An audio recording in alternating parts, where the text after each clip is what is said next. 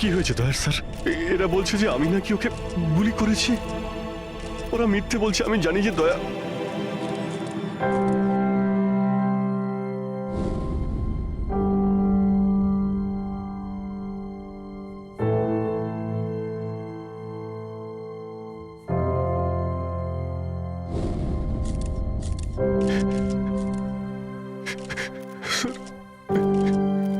Sir আমি জানি না স্যার আমি কখন।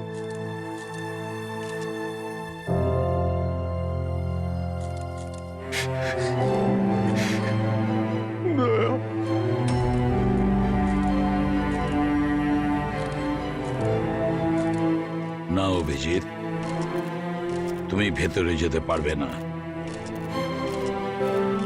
তুমি দয়ার প্রাণ নিয়েছো, তোমাকে আমরা গ্রেপ্তার করছি।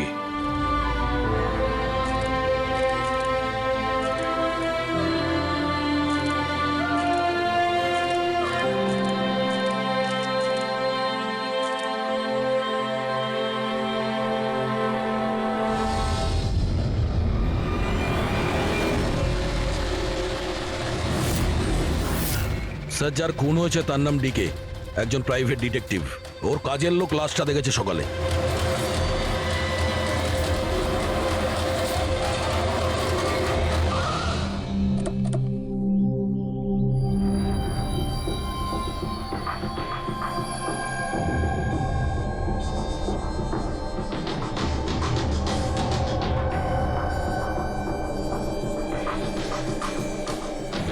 দয়া, এর মুখ তো ক্ষতবিক্ষত, মনে হচ্ছে পয়েন্ট ব্ল্যাঙ্ক রেঞ্জ থেকে একাধিক গুলি করে মারা হয়েছে একে।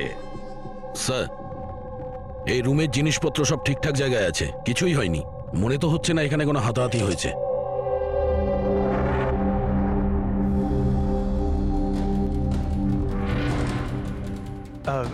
স্যার স্যার এই কাভার্ড আর লকার তো খোলা আছে, আর সব জিনিসপত্র নিজের জায়গায় আছে। দেখে তো মনে হচ্ছে যে কেউ এতে হাতই দেয়নি।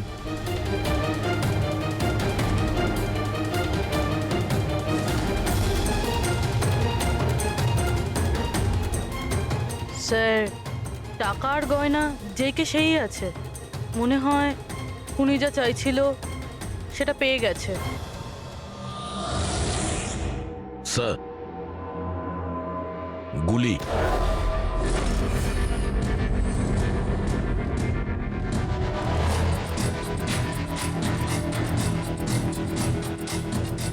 3টে গুলি চলেছে দয়া।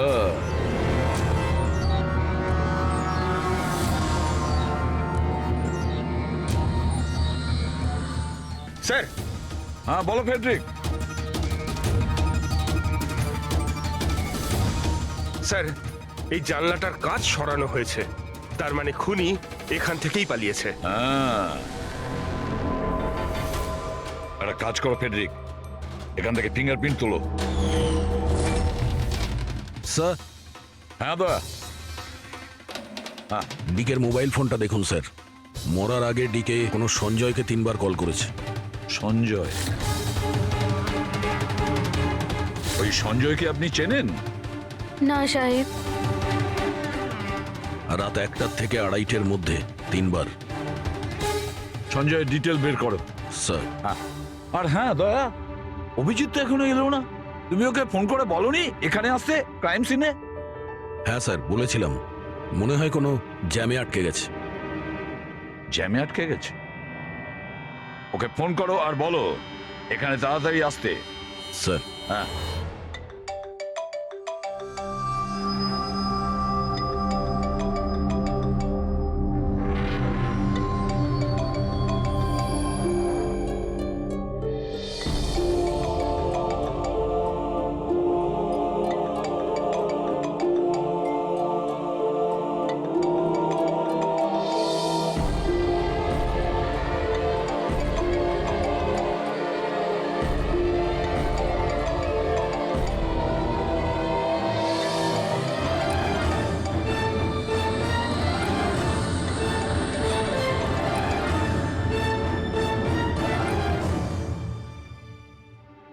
হ্যাঁ দয়া, অভিজিৎ কি বলছে? কোথায় ও? স্যার মানে ওর শরীর খুব একটা ভালো না স্যার। ও ডাক্তারের কাছে যাবে, তারপর ওখান থেকে সোজা বিউরোতে যাবে। কোনো প্রবলেম আছে? না স্যার, কোনো প্রবলেম নেই। বুঝতে পারছি না, অভিজিৎ দিল্লি থেকে আসার পর কেমন অদ্ভুত আচরণ দেখছি ওর মধ্যে।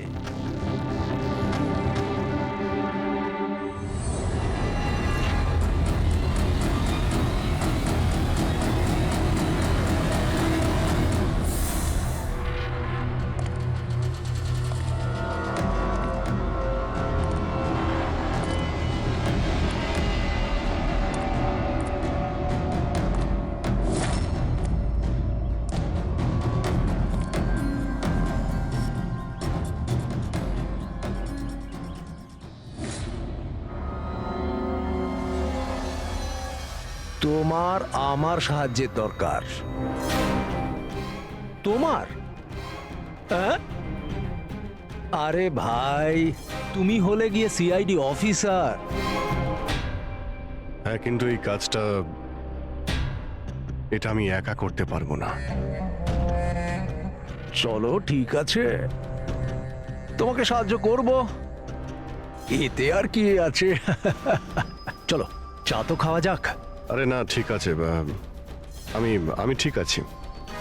আই মিন, দেখ চেতন, এই কাজটা না, এই ব্যাপারে যেন কেউ কিছু না জানে, বিশেষ করে আমার টিম।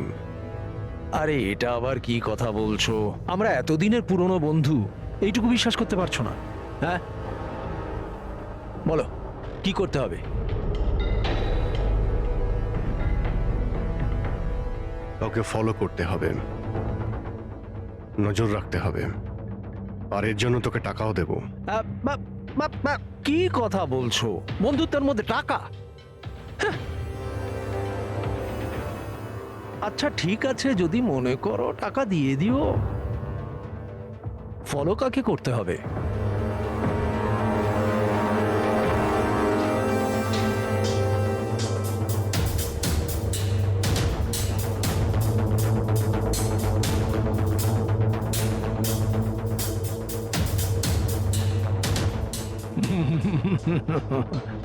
অভিজিৎ, মনে হচ্ছে তুমি ভুল করে ভুল ছবি দিয়ে দিয়েছো। ভুল ছবি আমি দিইনি, একেই তোকে ফলো করতে হবে। এ কোথায় যায়, কি করে, কার সঙ্গে দেখা করে, সবকিছু রাত 10টা থেকে সকাল 6টা পর্যন্ত। আর প্লিজ কোনো প্রশ্ন করবি না, যা বলেছি তাই করবি, ব্যাস। ওকে? ওকে।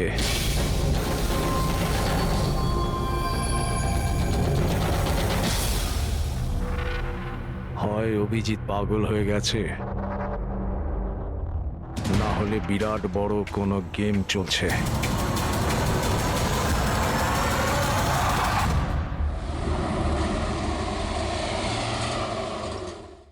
কি কি বলছেন? ও খুন হয়ে গেছে? মরার আগে ডিকে শেষবার ফোনে আপনার সঙ্গে কথা বলেছিল মাঝরাতে। কি কথা হয়েছিল আপনাদের মধ্যে? আমার কথাতে একজনের উপরে নজর রাখছিল, কোনো প্রমাণ পেয়েছিল, সেই জন্য আমাকে ফোন করেছিল। হায়ার করেছিলেন কেন? আমার বস মন্দিরা ম্যাডামের জন্য। মন্দিরা? কুমার জুয়েলার্সের ওনার, বিখ্যাত পেজথি সেলিব্রিটি। আশা করি আপনারা ওই দিল্লির কেসটার ব্যাপারে নিশ্চয়ই জানেন বোধহয়। ও হো হো হো হো, মন্দিরা কুমার, মন্দিরা দেবী। ওনার বিরুদ্ধে তো ওনার স্বামী, শ্বশুর, শাশুড়ি আর কেয়ারটেকারকে মারার অভিযোগ আছে, তাই না? ঠিক বলেছেন। কিন্তু সঠিক প্রমাণ না থাকার কারণে কোর্ট মন্দিরা দেবীকে ছেড়ে দেয়। আর তার কিছুদিন বাদেই মন্দিরা দেবীর পার্সোনাল অ্যাসিস্ট্যান্ট ঈশানা আত্মহত্যা করে নেয়।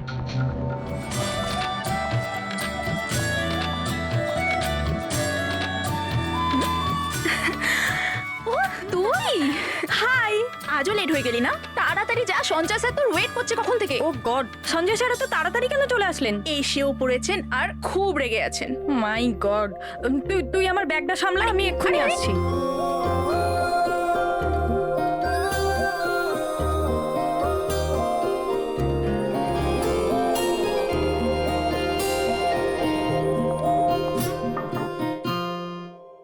মে I come in sir? Come in. Sorry sir, sorry I am so sorry sir. কটা বাজে বলো তো তুমি? এটা কোনো অফিসে আসার টাইম হলো? স্যার ট্রাফিক খুব বেশি ছিল। কি ট্রাফিকের কথা বলছো তুমি? রোজ একই কথা বলে যাও তুমি। হ্যাঁ, এই অফিসের বাকি লোকজনও তো ওই ট্রাফিক পেরিয়ে আসে, তাই না? হ্যাঁ বলো কুমার। না 30শে ডিসেম্বরের আগে কিচ্ছু করা সম্ভব না। আরে তুমি তো এটা জানো যে 30শে ডিসেম্বরে মন্দিরা ম্যাডামের একটা ইভেন্ট রয়েছে মুম্বাইতে, তার আগে কিছুই করা সম্ভব নয়। হ্যাঁ হ্যাঁ।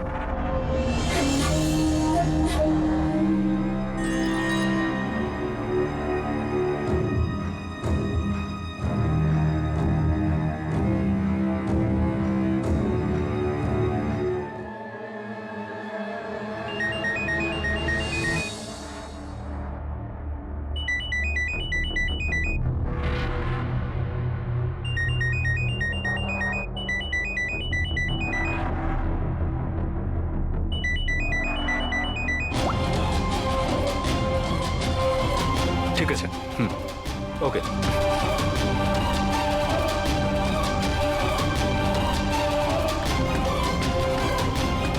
কি হলো? হ্যাঁ, কি হয়েছে নাকি? বাইরে ওভাবে কি দেখছো?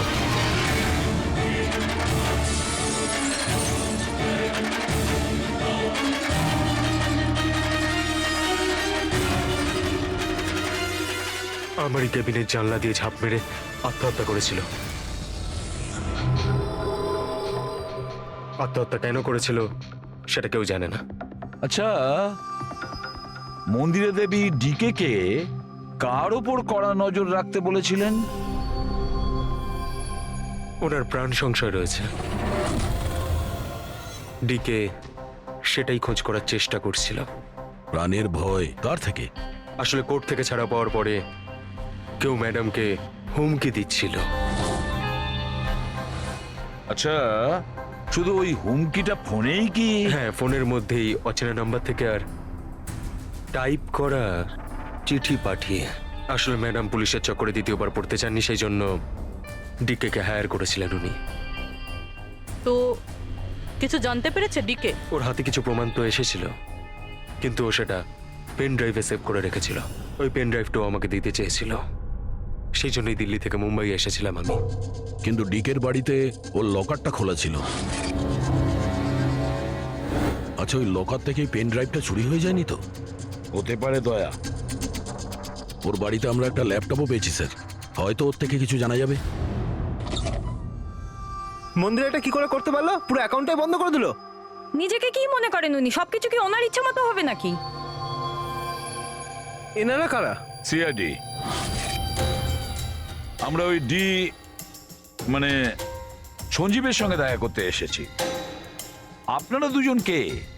স্যার ইনি কায়রা, মিস্টার কুমার, মন্দিরা ম্যাডামের মেয়ে। ও, স্যার, আর ইনি ম্যাডামের রিলেটিভ মিস্টার সুবীর। আমরা মন্দিরা ম্যাডাম আর ওর ফ্যামিলির সঙ্গে কবে দেখা করতে পারবো? কারণ ওদের প্রাণ রক্ষা করার দায়িত্ব এখন আমাদের ওপর। ইনফ্যাক্ট মন্দিরা ম্যাডাম, কায়রার কাকাতো দাদা শেখর আর ওনার স্ত্রী সবাই আজ রাতেই আসছেন। 30শে ডিসেম্বর কুমার্স জুয়েলার্সের একটা বড় চ্যারিটি ইভেন্ট রয়েছে, তাতে পার্টিসিপেট করার জন্য। তাহলে ঠিক আছে, কালকে সকালেই দেখা হবে।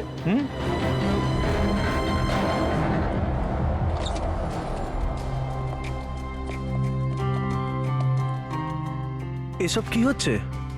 সিআইডি আমাদের পার্সোনাল ব্যাপারে ঢুকছে কেন?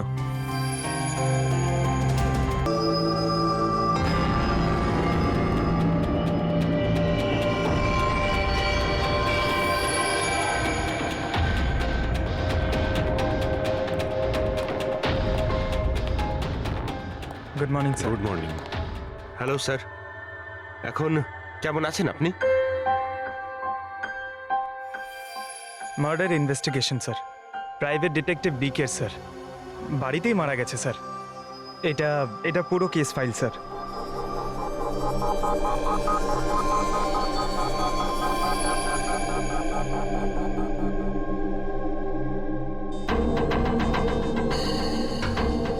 স্যার, এই ছবিগুলো ওর বাড়ির ছবি, এগুলো ওরই বাড়ির ছবি এটা।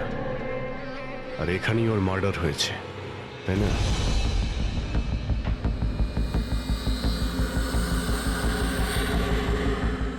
হ্যাঁ, এখানেই ওর মার্ডার হয়েছে।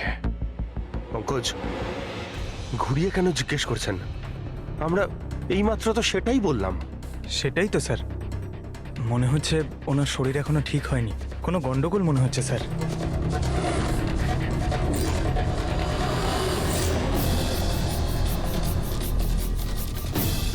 অভিজিৎ,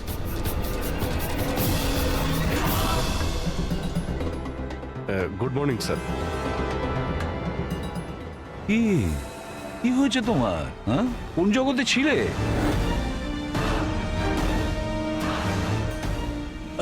অভিজিৎ, তোমার শরীর খারাপ ছিল না? তাহলে ডক্টরের কাছে যাওয়ার কথা ছিল, এখানে কেন? হ্যাঁ হ্যাঁ স্যার, ওই কিছুদিন ধরেই শরীরটা ভালো নেই স্যার, কিন্তু এখন ঠিক আছে। I am better now. Yeah, গোলমাল চলছে। স্যার, ডিকে সঞ্জয়কে যে পেন ড্রাইভটা দিতে যাচ্ছিল, ওর যে ডেটা আছে ওগুলো উদ্ধার করার যে একটা উপায় আছে স্যার। পেন ড্রাইভ তো পাওয়া যায়নি তো। তাহলে ডেটা কোথা থেকে পাবে? স্যার, আছে না একটা উপায় আছে, ওই আমরা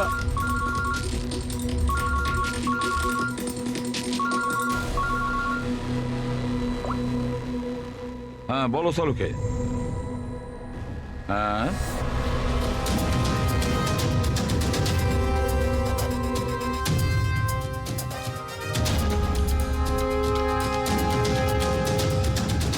দয়া স্যার,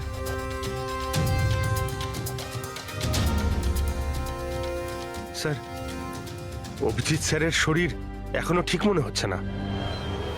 কেন? স্যার, ওনাকে কেসের ব্যাপারে বোঝাচ্ছিলাম, কিন্তু উনি আমাদের কথা শুনছিলেনই না, খুব বেখেয়ালি ছিলেন স্যার। রেডি স্যার, মন্দিরের ব্যাপারে সব ডিটেলস বের করতে হবে। নিউজ পেপারে, টিভিতে যাই এসেছে সব।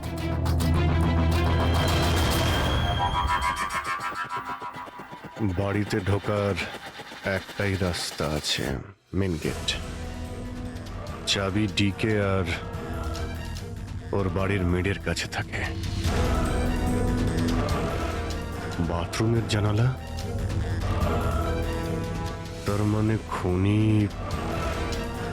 খুনি বাথরুমের জানালার কাঁচ খোলে আর ভিতরে ঢোকে, আর তারপর অভিজিৎ ক্রাইম সিনে ছিলই না, আর এখানে তো বাথরুমের কোনো ফটোও নেই। তাহলে ও এগুলো কি করে জানলো? অভিজিৎ আমার কাছে কিছু লুকোচ্ছে, কিন্তু কি?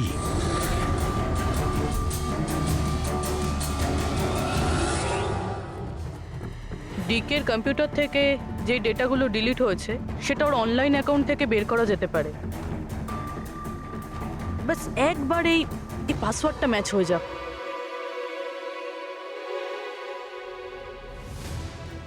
কিছুদিন ধরেই শরীরটা ভালো নেই স্যার, কিন্তু এখন ঠিক আছে, আই এম বেটার না। স্যার ওনাকে কেসের ব্যাপারে বোঝাচ্ছিলেন, কিন্তু উনি আমাদের কথা শুনছিলেনই না। খুব বেখেয়ালি ছিলেন স্যার।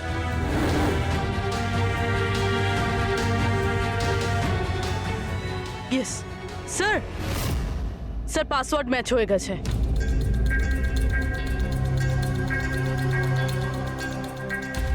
স্যার এতে তো ভিডিও রয়েছে, চেক করি। স্যার এটা তো ডিকের কম্পাউন্ডের ভিতরের ফুটেজ, এর মানে ওখানে সিসিটিভি ক্যামেরা আছে। আছে না, ছিল। আমাদের পৌঁছানোর আগেই কেউ বার করে নিয়েছে। কিন্তু বের কে করেছে? অন্য ভিডিওটা দেখো।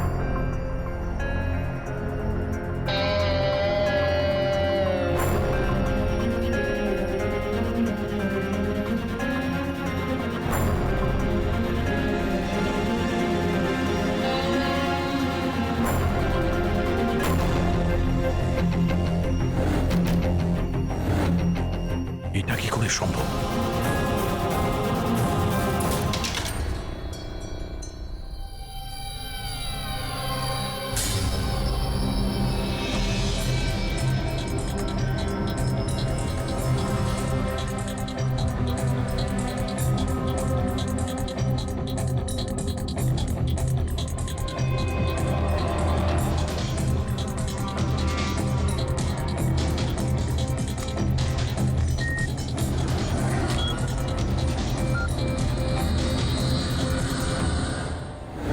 ডক্টর সালুকে আপনি খুব ভালো করে ক্রস চেক করেছেন তো? মানে বন্দুক তো আমাদের কাছে নেই, তাই বলছিলাম কোথাও কোনো ভুল? না দা, কোনো ভুল নেই। আমি একবার নয় 10 বার ক্রস চেক করেছি। মানছি যে বন্দুকটা আমাদের কাছে নেই, কিন্তু বন্দুকের রেকর্ড তো আমাদের কাছে আছে। সেই গুলিটা যা দিয়ে ডিকে কে মারা হয়েছে, সেই গুলিটা ওর বন্দুক থেকেই চলেছিল। গুলির প্যাটার্ন, গুলির উপর লেগে থাকা চিহ্ন, সবকিছু এইটাই প্রমাণ করছে যে সেটা অভিজিতেরই বন্দুক। স্যার স্যার গুলি অভিজিতের বন্দুক থেকে চলেছে, কিন্তু তার মানে তো এটা নয় যে অভিজিৎ গুলিটা চালিয়েছে। এক্স্যাক্টলি স্যার, সেই কারণে আমি এই কথা এসিপি স্যারকে বলিনি, শুধুমাত্র আপনাদের সঙ্গে কথা বলেছি, যাতে আমি এই মামলা সুরাহা করতে পারি। কি তুমি এই কথাটা এসিপি কে জানাওনি? কি বলবো স্যার, কি বলবো ওনাকে? যেখানে আমার বিশ্বাস হচ্ছে না, তাহলে ওনাকে কি বলবো? তুমি যদি এই কথাটা বিশ্বাসই না করবে, তাহলে ফোন করে আমাকে কেন জিজ্ঞেস করেছিলে? যে বন্দুক থেকে ডিকে কে মারা হয়েছে সেই বন্দুকটা অভিজিতের না? কি এমন ছিল যার জন্য তুমি অভিজিৎকে সন্দেহ করেছিলে? কি ছিল ওটা? এই কারণে ডক্টর, যখন আমরা একটু পিছিয়ে দাও।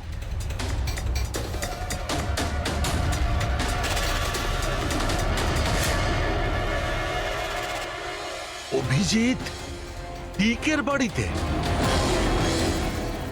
আর দয়া তারপরেও তুমি অভিজিৎকে বাঁচানোর চেষ্টা করছো?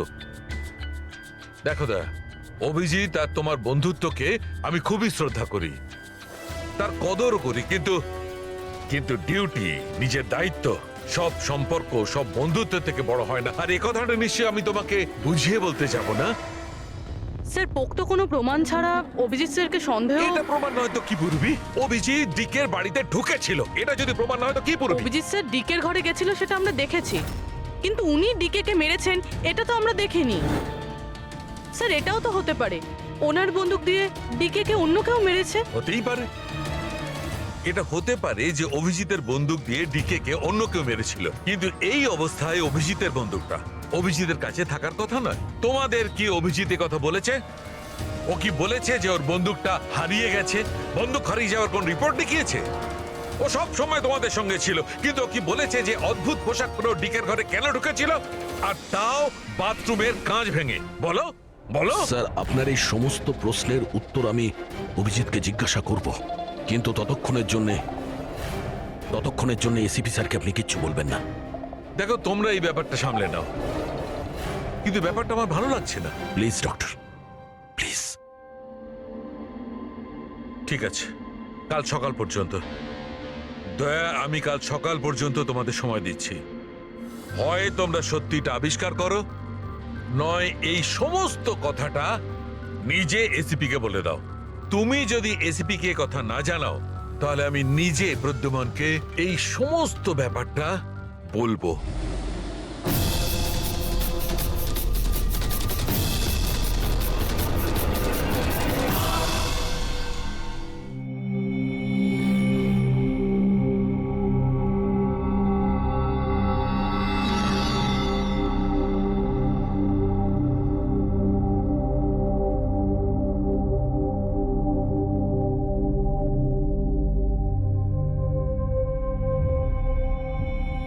আধ ঘন্টার বেশি হয়ে গেল, 10টা থেকে 10:30 হয়ে গেল, এখনো আসেনি। সারা রাত মনে হয় অপেক্ষা করতে হবে।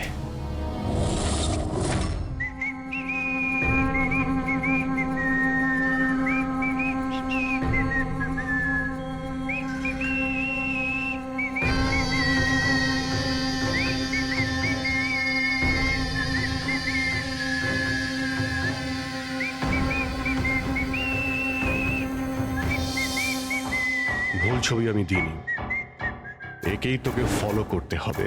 এ কোথায় যায়, কি করে, কার সঙ্গে দেখা করে, সবকিছু। রাত 10টা থেকে সকাল 6টা পর্যন্ত। এটা অভিজিৎ? ওর কি হলো? এরকম সেজেছে কেন?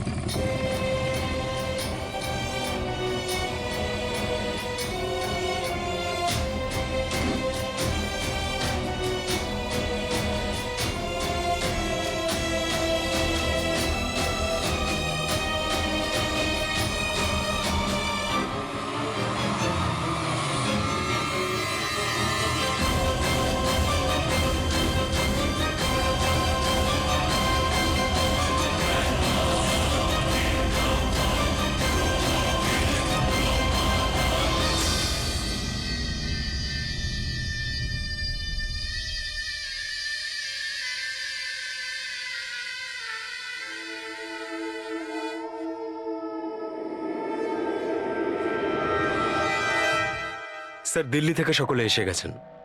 মন্দিরা ম্যাডাম, আমারা মন্দিরা ম্যাডামের দাওরের বউ, কায়রা মন্দিরা ম্যাডামের সৎ মেয়ে, সুবীর মন্দিরা ম্যাডামের বোনজি, শেখর মন্দিরা ম্যাডামের দেওরের ছেলে। আসুন ম্যাডাম, এনারা সিআইডি থেকে এসেছেন। এসিপি স্যার, ইনি ভালো হলেন- হয়েছে আপনারা এসে গেছেন। ডিকে খুনি কে সেটা জানা গেল? আরে আপনি তো এটা জানেনই যে আমাদের ফেমাস অ্যানুয়াল ইভেন্ট খুব তাড়াতাড়ি আসতে চলেছে। আই হোপ যে আপনি আমার সিকিউরিটির সব ব্যবস্থাই করে রেখেছেন। দেখুন, আপনি আমাকে ভুল ভাববেন না, কিন্তু আমি কোনো চান্স নিতে চাইছি না অ্যাকচুয়ালি। এই ইভেন্টটা আমার কাছে খুব বেশি ইম্পর্ট্যান্ট, কিন্তু আমার প্রাণের থেকে বেশি নয়। আপনি কি মনে করেন আপনি আমাকে সিকিউর রাখতে সক্ষম হবেন? আর ডিকে কেসটায় কিরকম কি প্রগ্রেস হলো? আসল খুনির ব্যাপারে কিছু জানা গেল? ওসব আপনার জানার দরকার নেই মন্দিরা দেবী। মেইন হলো আপনার নিরাপত্তা, সেটা দায়িত্ব আমাদের। কি চমৎকার! বৌদি, আপনার ভয় লাগছে মন্দিরা দেবীর? যাকে আইনও কিছু করতে পারলো না, মানতে হবে তাকে। যে আপনাকে ভয় পাইয়ে দিয়েছে? মনে হয় ও জানে না ইনার ব্যাপারে যে ইনি কি কি করতে পারেন। আপনিও কি মনে করেন আমি আমার স্বামী আর বাকি সবাইকে মেরে ফেলেছি? দেখুন, আপনার বিরুদ্ধে যে অভিযোগই থাকুক না কেন, সেটাতে আমাদের কিছু যায় আসে না। কোর্ট আপনাকে রায় দিয়েছে, আর আমরা কোর্টের রায়কে যথেষ্ট সম্মান করি।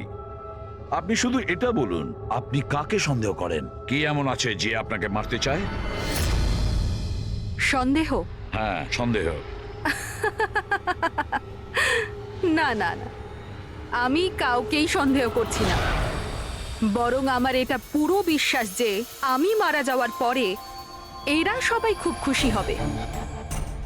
আর আমাকে মেরে ফেলার ষড়যন্ত্রেও এদের মধ্যেই কারো হাত আছে।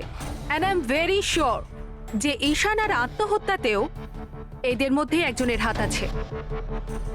এবার আপনিই বলুন, এত ভালো প্রিয় আত্মীয় পরিজনরা থাকতে আমার শত্রুর কি দরকার?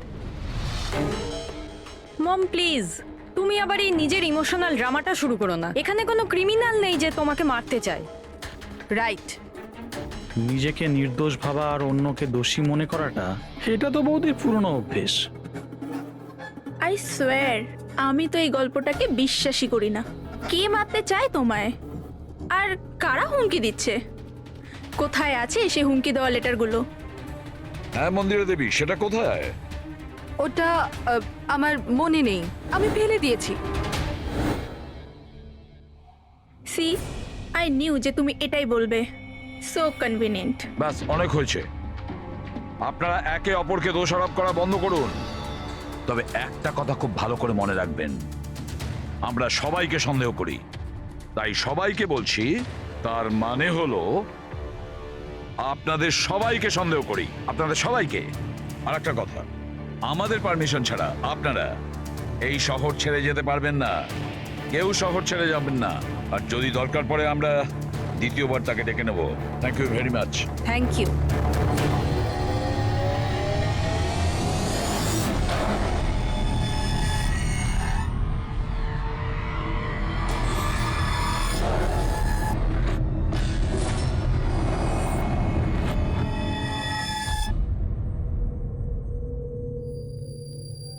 এটা এটা আমি?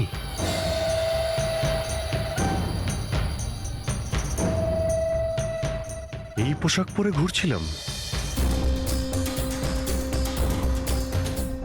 এই পোশাক তো রোজ আমার ওয়াশিং মেশিনে ধোয়া হয়।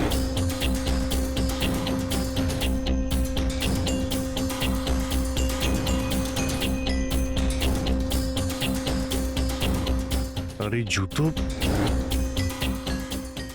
এগুলো এত নোংরা যেন আমি পরেছি। কিন্তু আমার মনেই নেই যে এই পোশাক আমি কখন পরেছি। সত্যি আমার কি হচ্ছে আমার সাথে? এই গাড়িতে কে আছে? হ্যাঁ, কার কার সঙ্গে আমি কথা বলছিলাম? না, আমি দেখিনি। তুমি কথা বলছো, তুমি সেটা জানবে। আর তুমি আমাকে চিনতেই পারলে না? আরে এই, তোর যদি সুইসাইডই করার হয় তাহলে তুই অন্য কোনো বড় গাড়ির সামনে জানা। আমার সামনে কেন এসেছিস? কিভাবে কথা বলছো? এরকম সেজে ঘুরছো কেন তুমি? এই, ইট ইজ মাই স্টাইল, টনির স্টাইল। তুই কে? আমি কে? আমাকে চেনো না? হ্যাঁ, আর এই টনিটাকে? আরে টনি আমি আবার কে? আরে অভিজিৎ, দেখো, কোনো কেসের জন্য তুমি যদি এরকম করে থাকো আমাকে বলে দাও। এভাবে ভয় দেখিও না। সরা, হাত সরা। এ অভিজিৎ, কিসের কেস? আর তুই কি বলছিস কিছুই আমার মাথায় ঢুকছে না। আমার নাম হলো টনি। টনি, টনির সঙ্গে পাঙ্গা নিবি না, বুঝেছিস? সরে যা আর আমাকে যেতে দে। চল।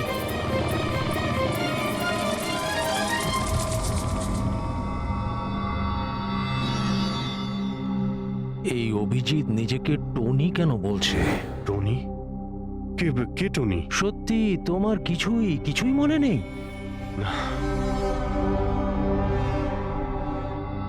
আমার কিছুই মনে নেই, সত্যি বলছি আমি।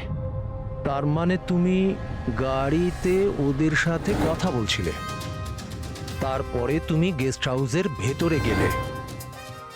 Guest house? হ্যাঁ, তার কিছুক্ষণ পরে তুমি বাইরে এলে। আমি গেস্ট হাউসের ভিতরে গেলাম? ভিতরে গিয়ে আমি কি করলাম? হ্যাঁ, তুই দেখেছিস কিছু করেছিলাম আমি? আমি কি করে দেখবো, আমি তো বাইরে ছিলাম না। সব কি হচ্ছে?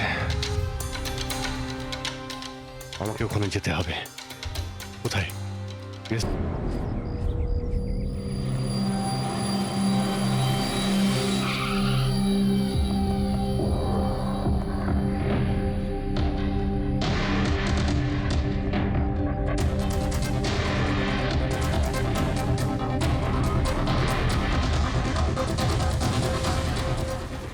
স্যার, রক্ত।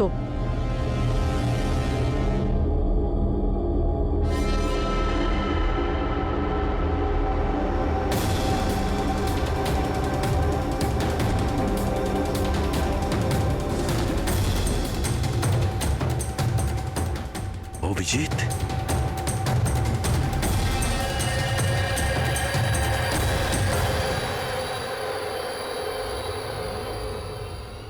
দয়া, তুমি এখানে? তোমার ফোন ট্র্যাক করে আর এই প্রশ্ন তো আমিও তোমাকে করছি অভিজিৎ। তুমি এখানে কি করছো?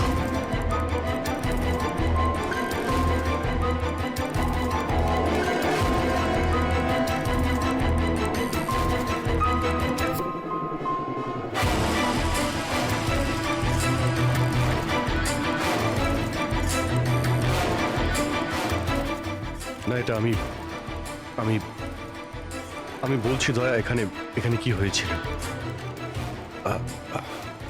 অভিজিৎ, এখানে কি হয়েছে ওটা তো আমি দেখছি। তুমি বলো, কে করেছে এটা? হ্যাঁ, তো তুমি এদের দুজনকে মেরেছো? আমি? অভিজিৎ, তোমাকে কিছু জিজ্ঞাসা করলাম। তুমি মেরেছো এদের? স্যার স্যার স্যার, আপনি অভিজিৎ স্যারকে দোষ দিচ্ছেন। আমার দোষ দেওয়ার কোনো ইচ্ছা নেই পুরবি। তুমি নিজে দেখছো না এখানে দুটো লাশ পড়ে আছে, রক্তে ভেসে গেছে। আর সিআইডি অফিসার অভিজিৎ লাশের মধ্যে থেকে এই ব্যাজটা তুলছে, বা এটা বলতে পারো প্রমাণ চুরি করছে। অভিজিৎ, আমি তোমাকে আবার জিজ্ঞাসা করছি, তোমার সাথে অপরাধীদের মতো ব্যবহার করতে আমাকে বাধ্য করো না। কি করবো দয়া, আমি কি বলবো? যদি আমি বলি যে এই কাজটা আমি করিনি, তুমি মানবে? যদি বলি যে আমি জানি না যে আমি করেছি নাকি করিনি, আই নো আমি ভুলভাল বলছি, কিন্তু কিন্তু তোমরা তো আমাকে চেনো। অভিজিৎ, আমার সামনে যে প্রমাণগুলো পড়ে আছে ওগুলো দেখে আমরা কিছু বলতে পারবো না। আমাকে আমার ডিউটি করতে হবে।